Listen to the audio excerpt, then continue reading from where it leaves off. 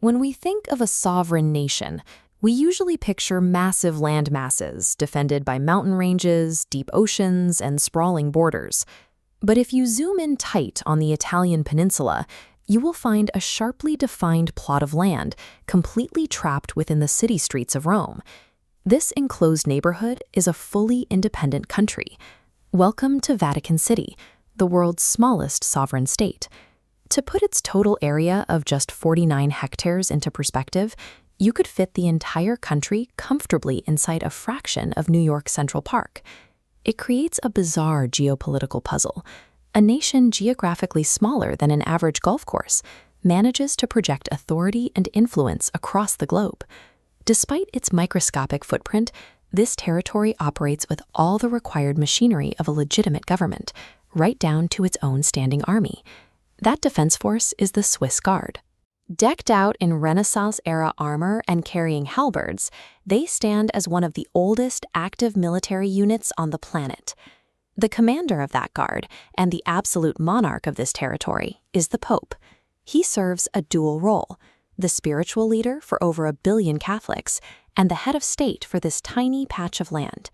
Every element of governance, from minting euros to issuing passports, has to be squeezed into a space so tight that a brisk walk takes you from border to border in under 15 minutes. Vatican City's right to exist does not come from natural barriers or defensive geography. Its sovereignty is anchored entirely in its unbroken institutional continuity. To understand how it built that authority, we have to look past modern borders and rewind the clock. This specific patch of dirt has been continuously occupied and fiercely protected for nearly 2,000 years. Long before the walls went up, this exact location housed the Circus of Nero. It was a site of brutal execution, heavily documented as a place of early Christian martyrdom in ancient Rome.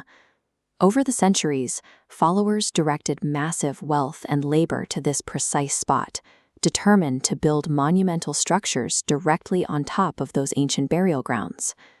The result is an almost claustrophobic density of architecture.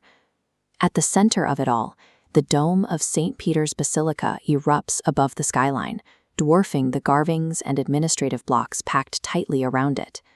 These physical structures function as a petrified, visible record, locking centuries of religious authority and political wealth into stone. But the true weight of the Vatican lies inside those stone walls. It operates as an intellectual fortress, guarding a massive concentration of human culture. Look at the Sistine Chapel. You have some of the most intricate and celebrated Renaissance art ever created, densely packed onto a single vaulted ceiling.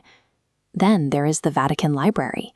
These deeply receding halls protect ancient manuscripts, scientific texts, and philosophical records that span civilizations. This preservation effort extends into the Vatican museums. These long, fortress-like structural corridors stretch across the compound, consuming a massive percentage of the country's footprint. Walking through them, you are flanked by an exhausting volume of priceless artifacts. Entire galleries are dedicated solely to elaborate topographical maps and ancient sculptures collected over centuries. The Vatican lacks oil, timber, or traditional natural resources. Instead, it functions as a highly concentrated storage drive for the cultural legacy of Western civilization.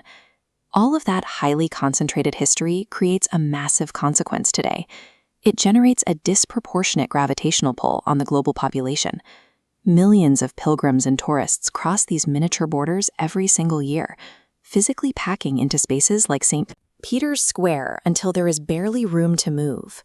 This chart shows the Vatican's resident population hovering at under 1,000 people. Right next to it, the annual visitor count towers into the multi-millions. It forces a bizarre daily collision. Frantic modern traffic and everyday city life flow directly against the boundaries of an ancient religious empire. A nation's true geopolitical weight is rarely determined by its square mileage.